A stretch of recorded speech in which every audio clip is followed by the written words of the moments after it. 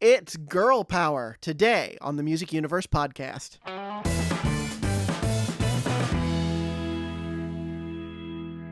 How are you, buddy? You know, it's going well, Matt. We're kind of getting out of the quarantine here in California. Some people I know are finally starting to play some shows, including in LA at, just small clubs that I think everybody's just eager to get out there. I've heard masks and social distancing isn't necessarily being followed at shows, but other places they are. They're getting threatened and possibly fined, and they just have to, everybody's got to be careful.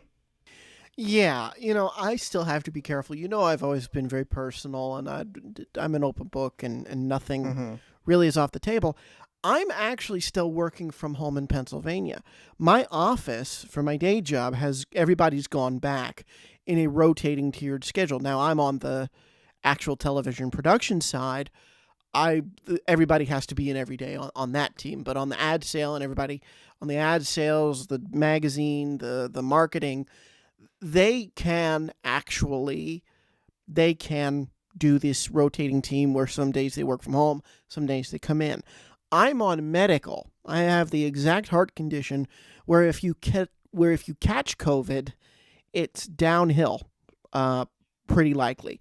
And actually, because we have, this is something I was reading, because we have stopped the spread to senior homes, the average age of a person who is getting COVID-19 now is in their 30s. So this went from something that was affecting very elderly seniors to affecting middle-aged folks to affecting younger 30s and so.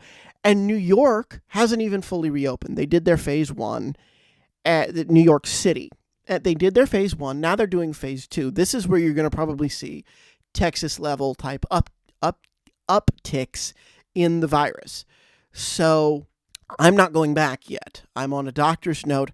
I don't know when or if I will be able to go back because it seems like the lull could be very, very little between any kind of sort of herd spread as we get back out to a legitimate spread of it's the fall and it's time for the virus to come back. So there's still so many unknowns.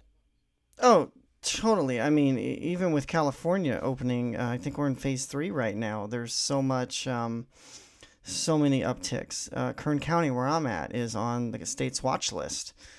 So I personally think everybody's opened too soon. I get the whole economy aspect, the whole people need to get back to work thing. I'm a germaphobe, and being out there, I have to wear a mask, and I wear it so long every day, and it's just I think it's open too soon. Everywhere. I don't feel that it's going to die down anytime soon, and maybe I'm wrong. I can totally see things reclosing again, and I think that might be what has to happen. I don't know. I've heard a mall store locally had every associate test positive, but never saw it on the news. So, if those things are happening, that's even scarier because it's not getting out there for the public to consume so they can decide what needs to be done. Yeah. Well, let's not focus on that right now. Let's focus on the two fantastic guests that we have today. I am so excited that we have Lisa Sutton.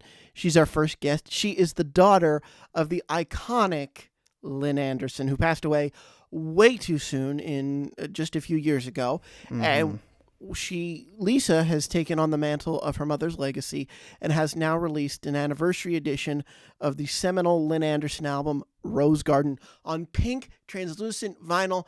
Buddy, I can't bring myself to open mine. You've opened yours, right? I haven't. Really? I have not at this point. And I'm a guy that I open my physical media unless it's super rare, where maybe it costs me a lot of money to obtain. I'm a guy that I love physical media and I open it. And I've recently gotten into vinyl. So, this is really cool. The 50th anniversary of Rose Garden. It's a deluxe collector's edition, as you said. And it was just released on June 13th, just in time for Lynn Anderson Day on the 15th. Only 1,000 vinyl records are available. And Lisa was super sweet. She gifted us each one. So thank you, Lisa. Yeah, and it was such a thrill to talk to her because she was somebody who really was not, I don't want to say not into what her mom was doing, but she didn't think that she would ever adopt the mantle of what her mother had accomplished in the way that she has.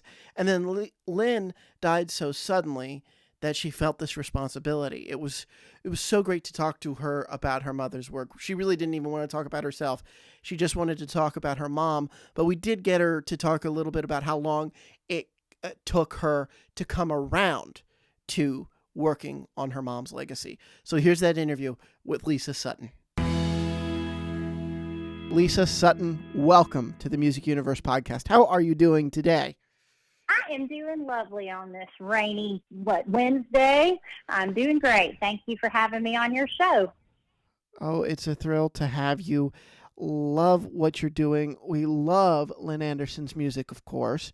So, you're a wonderful mother. So, but before we get into that, what are you doing now with this COVID-19? What are you doing? Staying in, going out, restrictions relaxing? What's happening? We've been staying in quite a bit. I work from home. Of course, I've been working on a lot of estate stuff for the family and the song catalog. So it's been a good time to kind of stay in. I sure hate what's going on out there. It's sad to see people in fear and scared. And I know there's so many people with compromised systems. I know we're all needing to be respectful. And fortunately, though, I can kind of stay in, and it hasn't been a terrible change for me. Though so many it has been. So, but I'm lucky. I can kind of hang out and look at mom's clothes. We're getting ready to have an online estate sale of sorts, and I get to listen to songs my dad wrote or my Grammy wrote. I'm really using the time to focus. This is our 50th anniversary year for Mom. So, I don't know, staying in and kind of holding tight has been good time spent for me. Yeah, some of those songs. Have you heard those songs before, or are they just kind of bringing back memories for you? Both. It's pretty wild.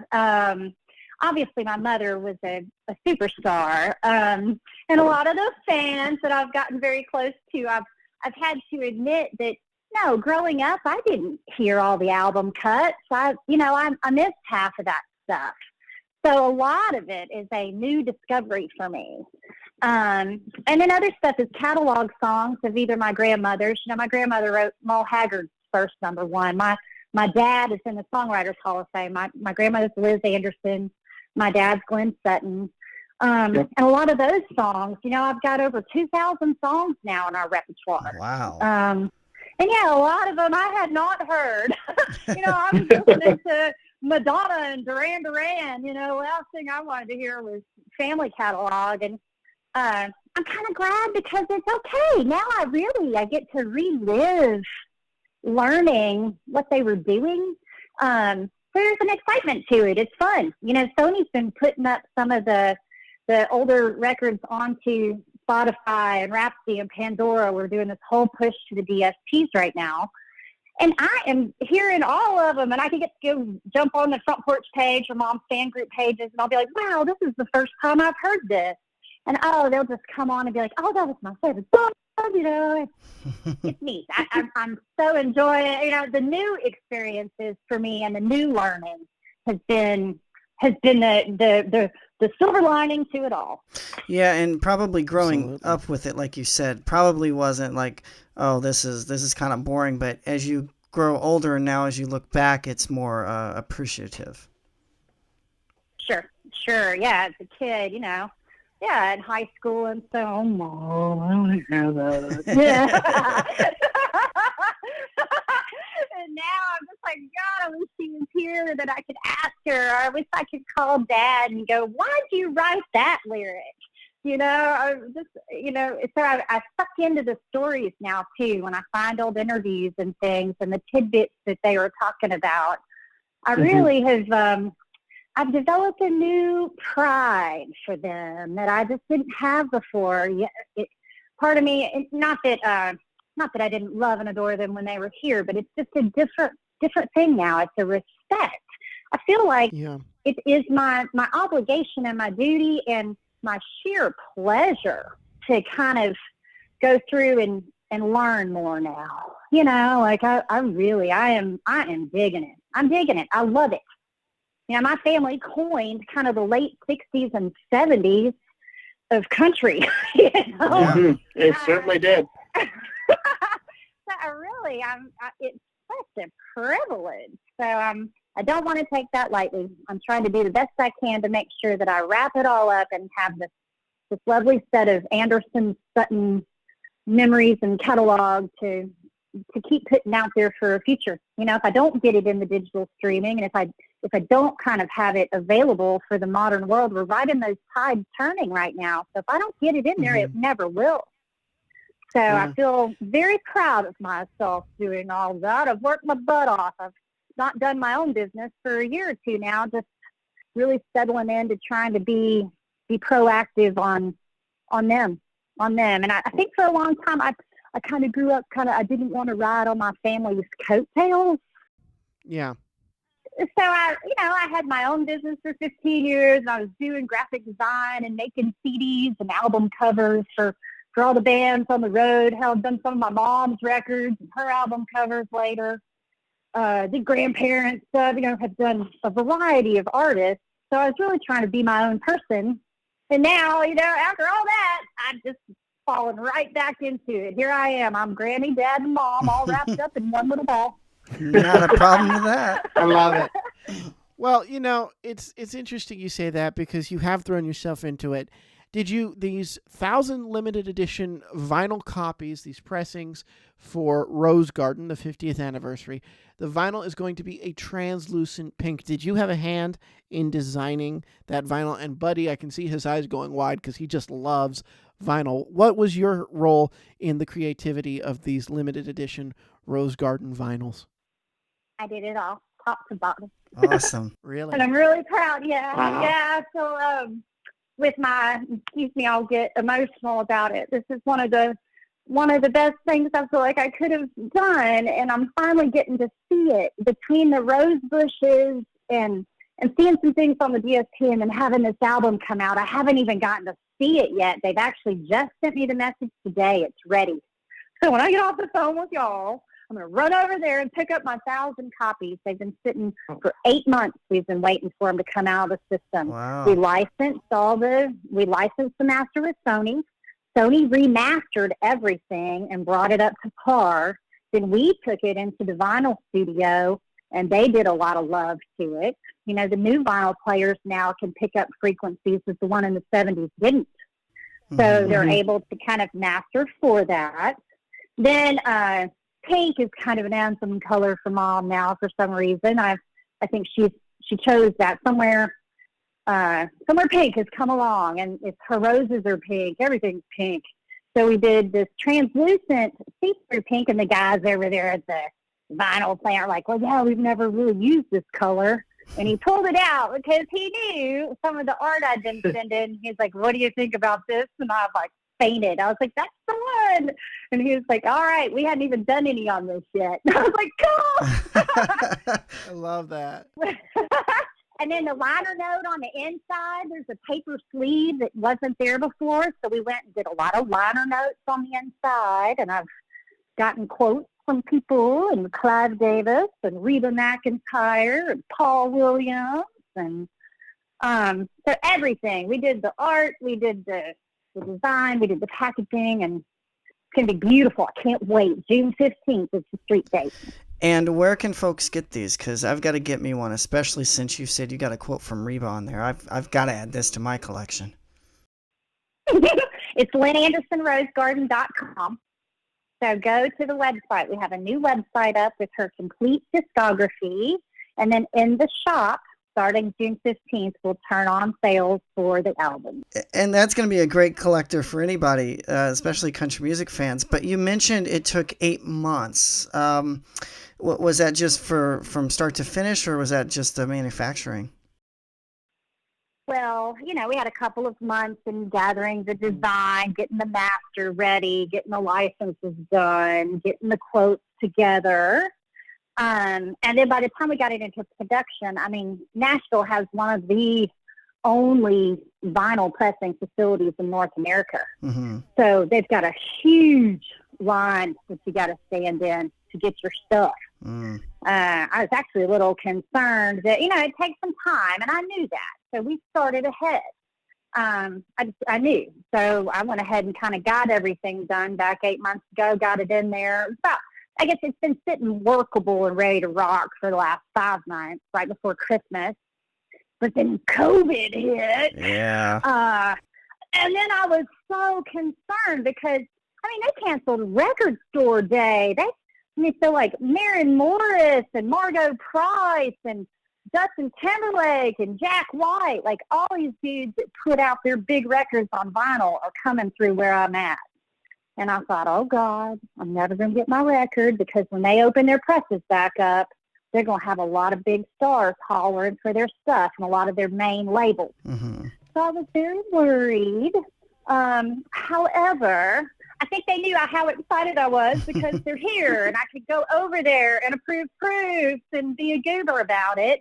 So I popped the guy a message and I was like, hey, so should I wait until like Christmas because I'm totally going to get pushed aside, or you think will get me out? Wait, what are you thinking? And he had sent me a message last week, and he's like, Lisa, we're going to try to get you out first. And I was like, oh, okay. Awesome. I love that. So did you have and then I got the message today. I've been having to keep them out. I've wanted to check every day, and I haven't. I waited, so I'm kind of excited that y'all are calling today. I'm talking to you, and then I get to go this afternoon and pick them up. So that is... Well, hey, you know wonderful. what? I just popped into my head. If you want to take your phone and video you seeing them for the first time, and you want to send it over to Scott, and Scott can send it to us, you don't have to do this. I'm just throwing this out there on a whim. We will post it with this episode. Yes. Your reaction to seeing them for the first time. My friend Buck, he's been doing a lot of videos. J. Buck Ford did our website. He's been doing some video dialogue with me, talking about stuff. And I'm a little bit of a goober. I'm no Lynn Anderson. But, and he has already said, don't you open one of those records until I watch you do it. There you go. So I was like, okay. So, yeah, so go. we're definitely going to. So, of course, then I'll probably cry and but. Yeah. Yeah, because we put these on YouTube as well, so okay, we can include that. I love it. Yeah. So I can hear you. You're so passionate. I know you said you resisted it growing up. When did it change? I know you said you've been doing this for about a year, focusing on stuff for your family legacy. When did you decide to immerse yourself in it? When Mom died, that really, she died young. She died too soon. Too young. It was really unexpected. Dad had gone 12 years ago. So when he went, there's a lot of song catalogs there that I have coddled and done and worked with. We've gotten some cuts and stuff, but I didn't really expect Mom to go anytime soon at all. And I think, I don't know, it's getting ready to come up on 4 years. June 30th is her exit date, I like to call it. And I don't know, I guess when she went, I realized that, wow, Mom was working and doing. She didn't really put a lot of stock in, I need to make sure this award was given to me, or I'm going to go here and appeal to the Hall of Fame. She didn't do stuff like that.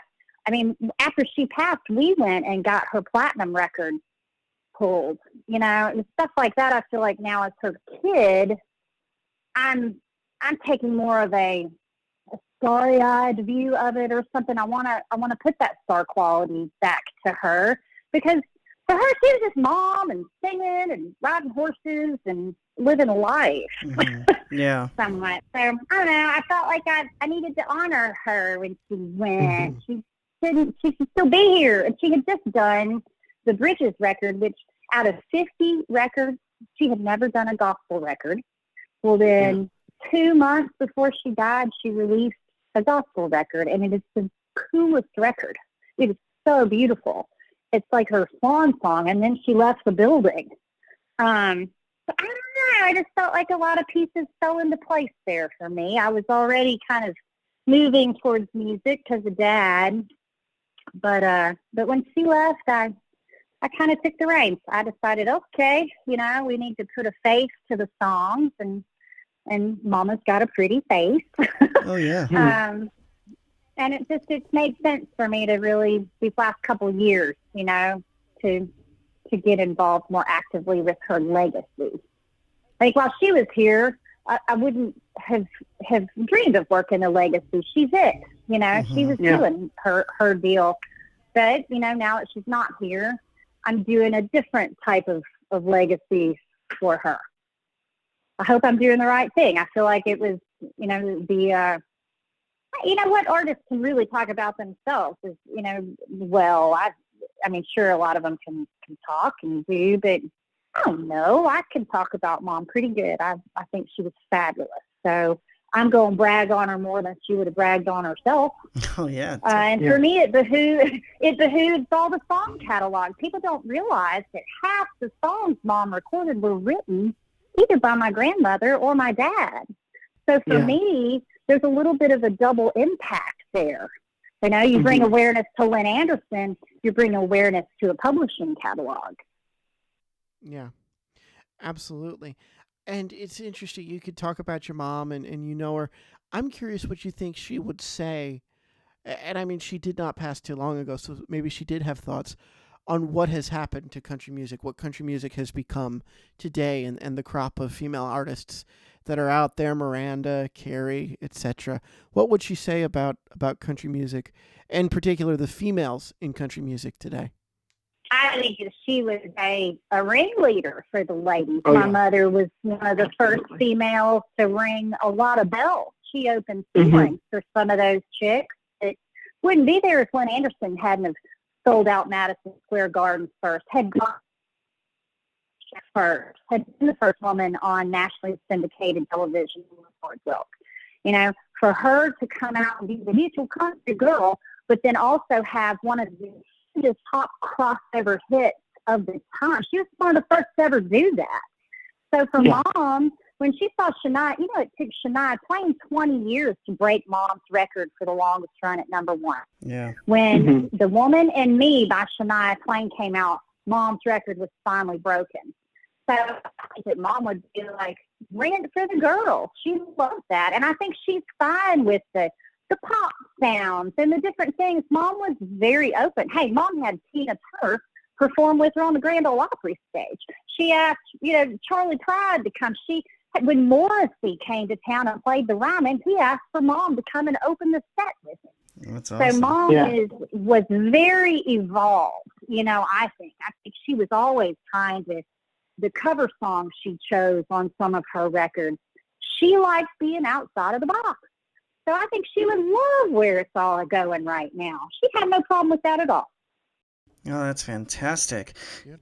And we know Sony's released 4 of her albums all to digital. What involvement did you have with getting those out there? Besides the 400 begging phone calls that I've done, right?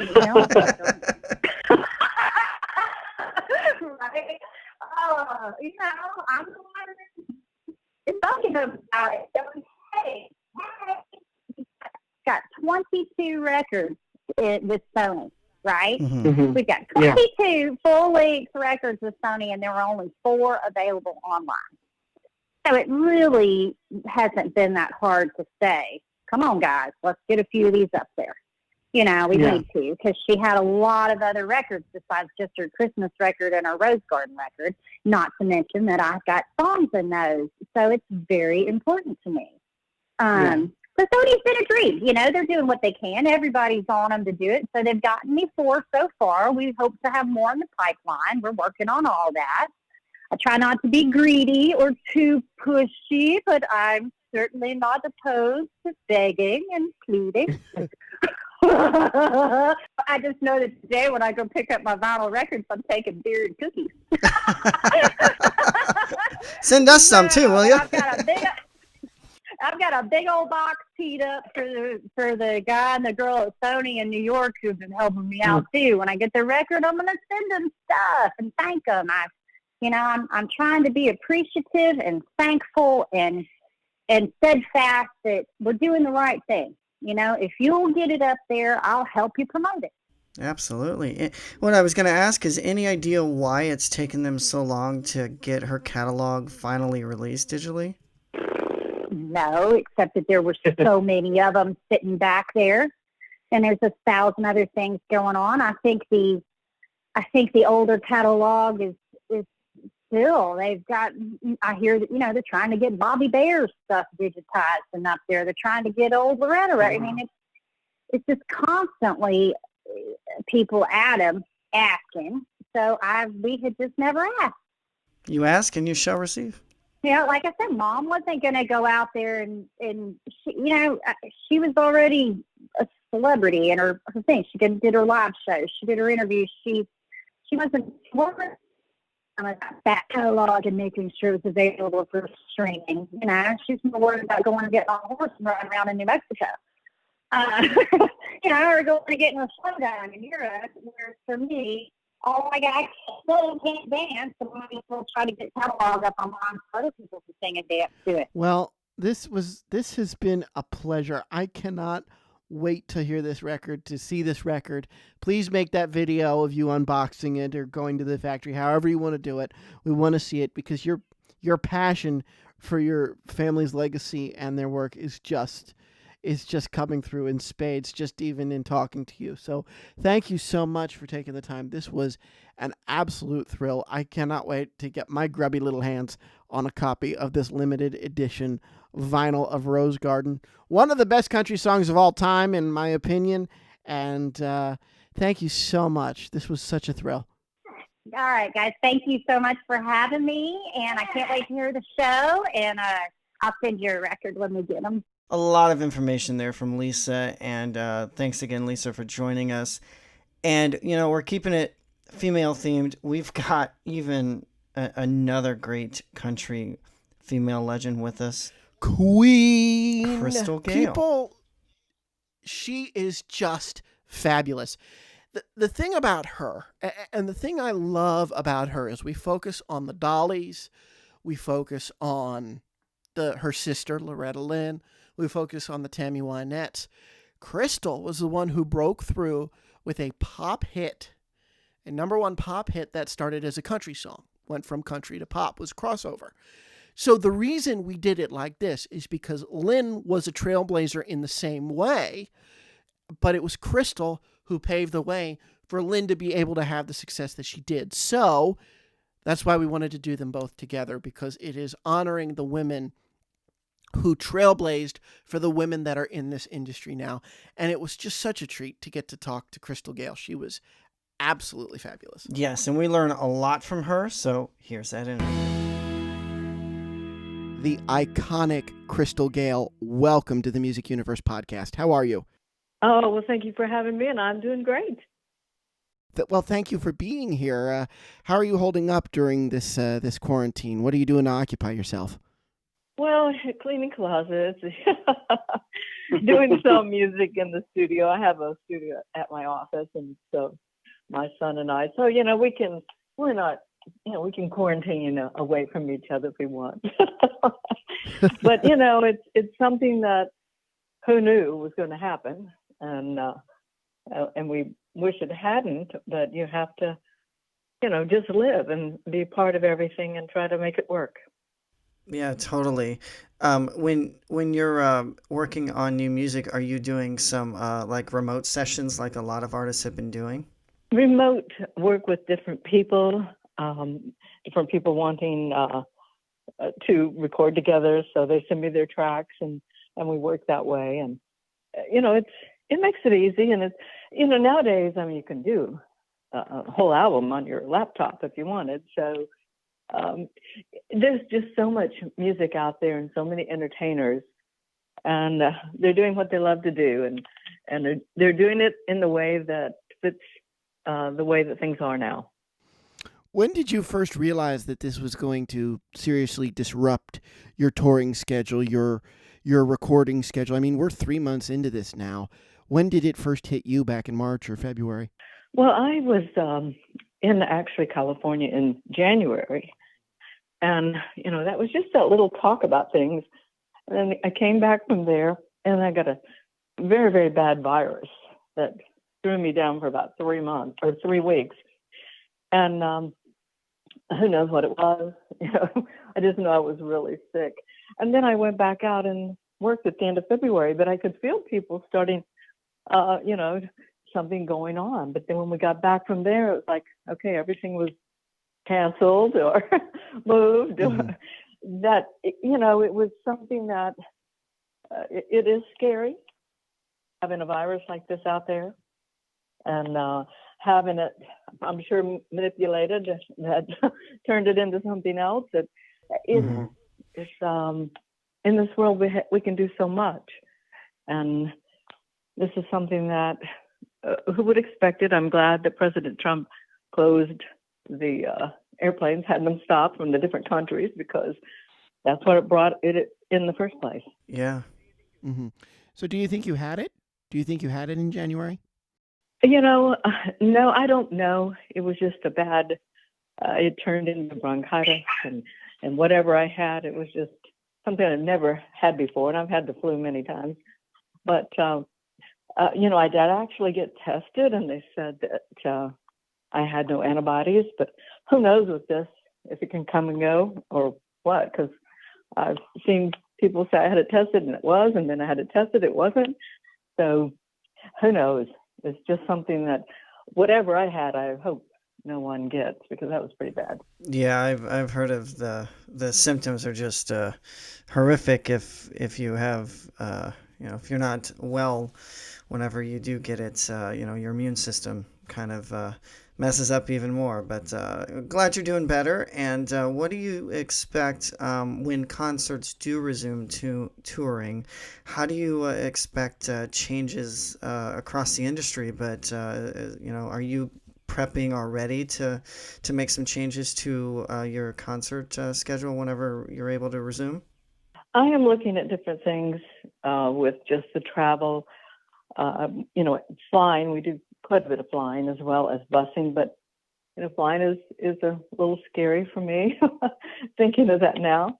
And then it's something that, for me as an artist, I love meeting people. I love talking to friends I've made through the years. So maybe we still will do that, but maybe it won't be as the contact won't be as the hugging and the things that you think twice about now. So maybe things will change. But I'm sure for a lot of artists, they did not meet and greet as much as what I have done through the years. So their changing probably won't be that much. They arrive in their limo and leave in their limo. So it will be more or less with the touring of the people around that deals with the venue that you're playing. It's a little of everything. I mean, you think twice. Okay, should I clean this? Should I do this? And actually, I've always done that anyway in hotel rooms. So it's something that if you want to just stay healthy, you would do certain things like this. So it's something that you want to still be out there for the people that want to come. I mean, who knows? People that have gone to concerts, maybe they don't want to come anymore. Maybe they don't want to be around big crowds. We don't really know what it's going to be in the future. We just hope it all works out for the best. Let's think happy thoughts. And speaking of something really happy, really great that happened in your career about 3 years ago, a little over 3 years ago. Now, you probably won't remember this because I know you probably do a lot of interviews, but on another show of mine, we did an interview, and the day we recorded, that night at midnight, it was announced that you were going to be inducted into the Grand Ole Opry, and we haven't talked since your induction. How did that feel to get inducted by your sister, Loretta Lynn? Oh, that was so incredible to have my sister, Loretta Lynn, bring me into the family of the Opry, and I was so touched that she wanted to come into town and be a part of it all. And it was just a special, special evening, and one I'll never forget. What did it mean to you to become a part of that family? Yeah, I have been on the Opry stage so many times through the years. I was probably 15 or 16 or 17, somewhere in that age range, between that and 18, that my first appearance on the Opry. And it was actually to, my sister was sick. And Lynn, her husband, asked the Opry if I could go on and sing a song in her place. And they let me. And I sang Ribbon of Darkness, which is a Marty Robbins song. Such a big fan of Marty Robbins. And actually, when I started touring and recording on my own, I got to open for Marty. So that was so special. But being on that Opry, it's incredible. So it's been something that has been a part of my life that I actually thought that it was still a part of me, that I was a part of the Opry family anyway. So this was great. Yeah, and Talking in Your Sleep is just such an iconic song. What kind of impact does that have today as it did in 1978 when it was like the most played country song? Well, Talking in Your Sleep, that's a song that Bobby Wood, who one of the writers on the song, had a recording contract, and he recorded it. And I just loved it, and I loved his version. And something fell through, and he wasn't going to be on the label anymore. And I said, Bobby, I love that song you wrote. Can I record it? He said, sure, take it. And so it was nice of him to let me record it. And I just loved it. We actually did the session in the studio with a keyboard, and Bobby was playing the keyboard in the beginning. And then we decided, Alan Reynolds and I, to actually put the strings on the intro. So we had Charles Cochran write the string parts and put that underneath what we had recorded in my voice. And, most of the songs that I recorded early on in my career like that were all live. I would record and it wasn't something I would go back in and re-sing unless, I was sick or something. It was just a great feel to have live versions with the with the musicians. It's a performance together. Now, make a song from scratch just by having a machine. So. Yeah, and I think you can't really tell a lot of times, but I think also you can tell with those older songs or even newer songs that are recorded live, the energy is often different. So I know it's easier to track things these days, especially in the world that we're in now. What's your favorite way to record? Do you still like to do it live, or will you go ahead and continue doing the remote way? I love to do it all different ways. Definitely we do live in the studio, but depending on if you're just learning the song and you don't feel it comfortable with the track, you can go and learn it a little better and sing it where it still feels live. And usually, you can't abuse a song. You go in the studio, the first few takes are really your better ones anyway. And that to me is, something that whether I go in, I love recording just with like guitar or just piano. I mean, those are great. I've always thought doing a very simple recording like that would be, I have so many.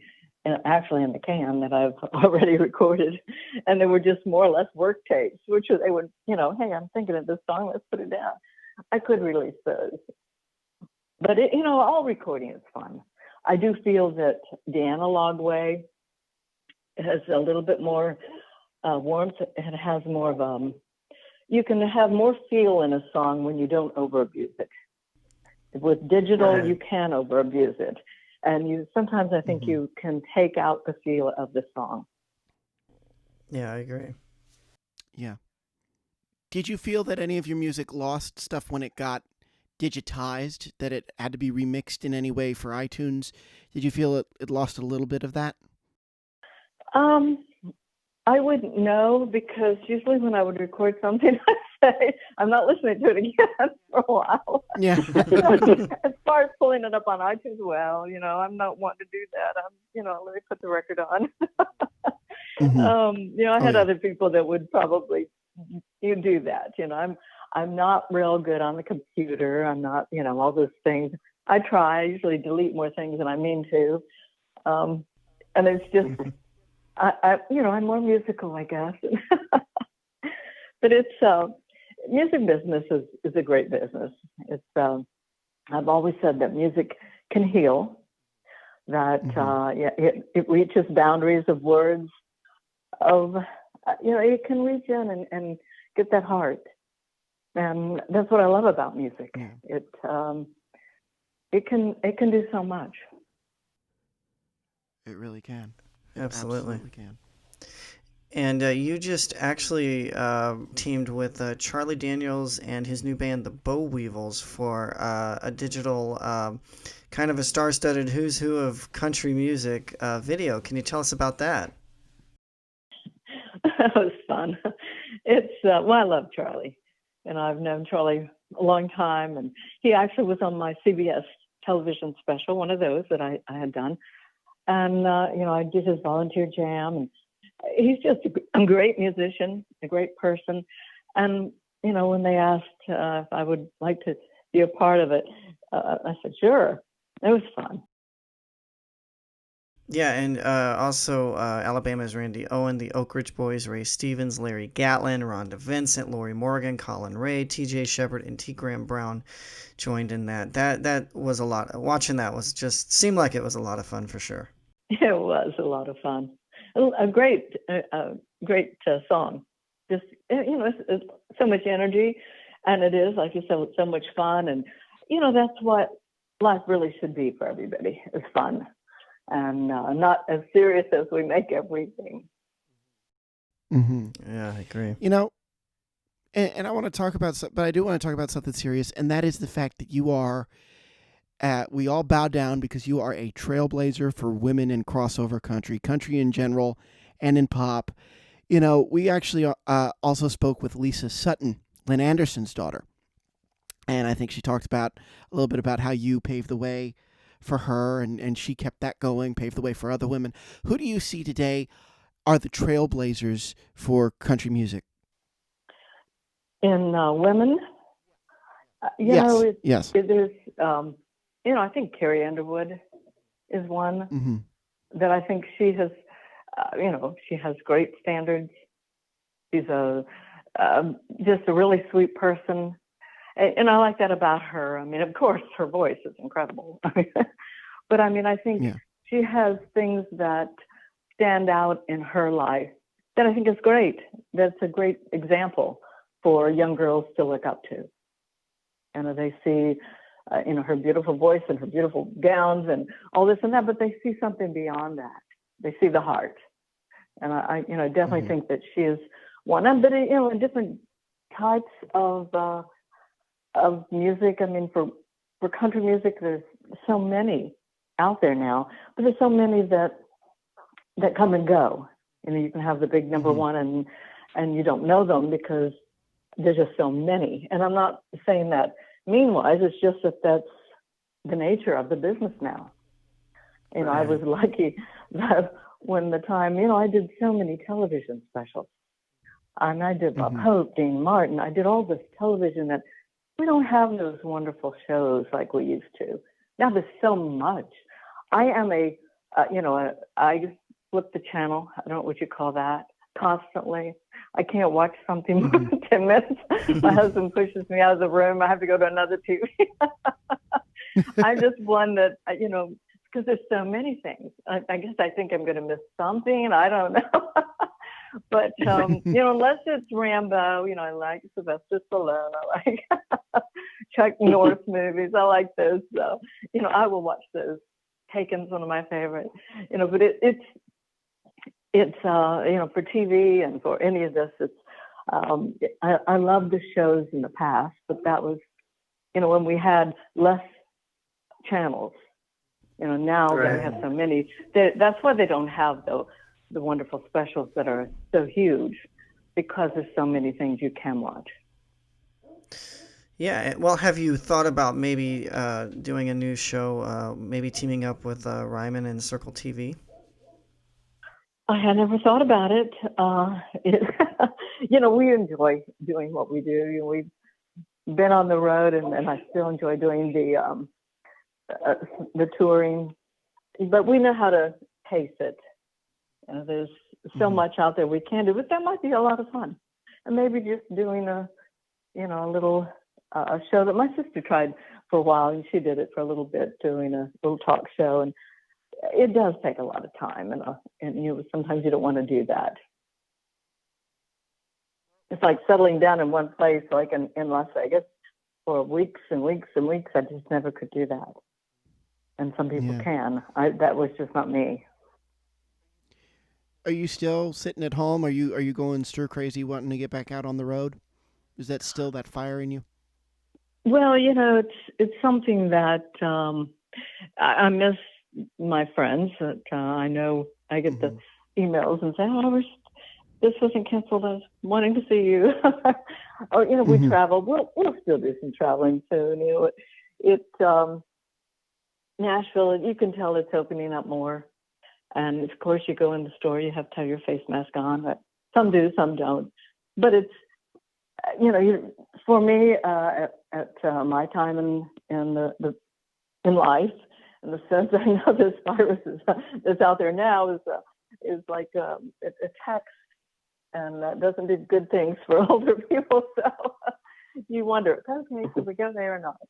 So, but it's a big world. America is beautiful. It's a great country, no matter what people say.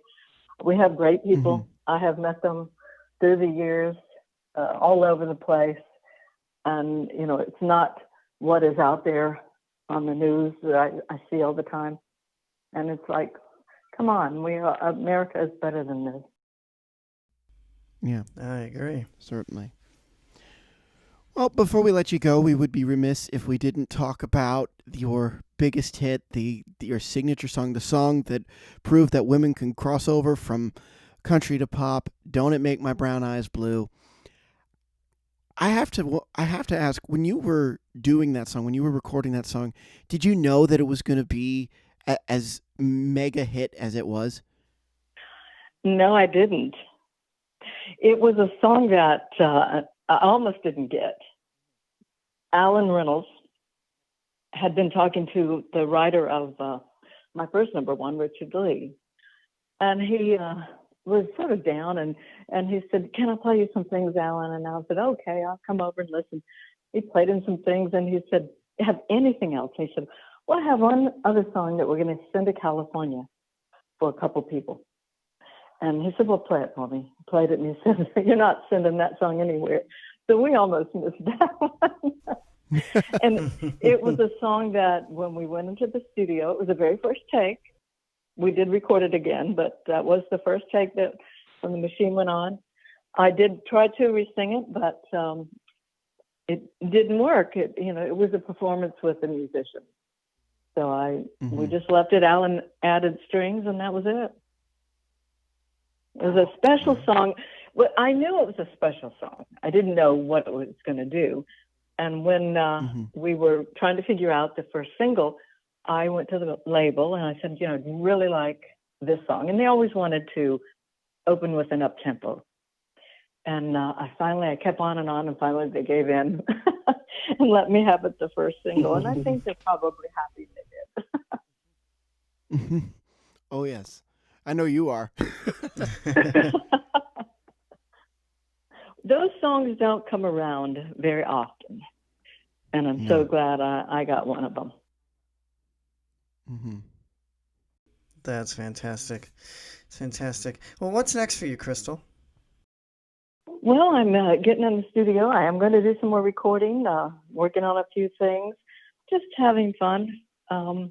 Really just, maybe I'll finish the book I've started many times. And, and people will say, I don't know if I want to tell the truth there, I do want to tell the truth, so I might have to keep that out. So just, having fun with everything and trying to navigate this new world of digital things that's out there. Yeah, totally. Oh, yeah. Well, Crystal, this was a true pleasure. Please come back. Thank you so much. This was a joy. Well, thank you for having me, and definitely I'd love to come back anytime. Oh, buddy, doing a double episode. I know we've not really done that in the past. We've kind of wanted to sparse it out, but I think we've probably done about 40 interviews since the pandemic started. So I think we have enough content that we can double up, and I'm so glad we did. We had a little bit of a theme going, the legacy of these fantastic women in country music. You know, that, and I get a lot of people like, you guys are so country themed on the podcast. Like, guys, that's just where the relationships are, and we're always looking forward to expanding that. And we have some other great guests that have been on here and who are forthcoming that we just don't announce till, things are closer to the time. So we're really excited that we got these ladies, and looking forward to just having so many more episodes with great guests.